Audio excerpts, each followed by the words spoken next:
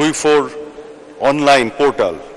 ব্যাঙের ছাতার মতন গজিয়ে গেছে বিভিন্ন জায়গায় এবং তারা সাংবাদিকতা নয় অপসাংবাদিকতার চর্চা করে, অপপ্রচার করে এবং বিভিন্ন ধরনের সমস্যা তৈরি করে সমাজে। এবং খুবই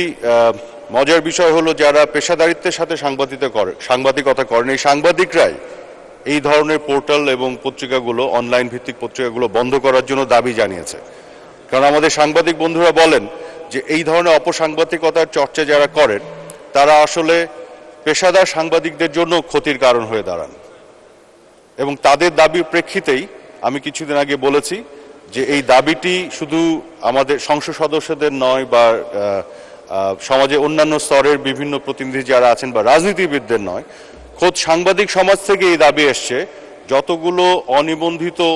পোর্টাল আছে যেগুলো অপপ্রচার করছে, অপসাংবাদিকতা করছে, সেগুলোকে বন্ধ করে দেওয়ার জন্য। যে কারণে আমি কিছুদিন আগে একটি নির্দেশনা দিয়েছি যে একেবারে প্রতিষ্ঠিত গণমাধ্যম যেগুলো আছে, ইলেকট্রনিক মিডিয়া, প্রিন্ট মিডিয়া, তাদের যে নিবন্ধিত পোর্টাল আছে সেই পোর্টালগুলো এবং এর বাইরে যত পোর্টাল যেগুলো অ্যাপ্লিকেশন করেছে, প্রক্রিয়াধীন আছে, তার পুরো লিস্টটা আমি বিটিআরসিকে পাঠাবো এবং এই লিস্টের বাইরে যত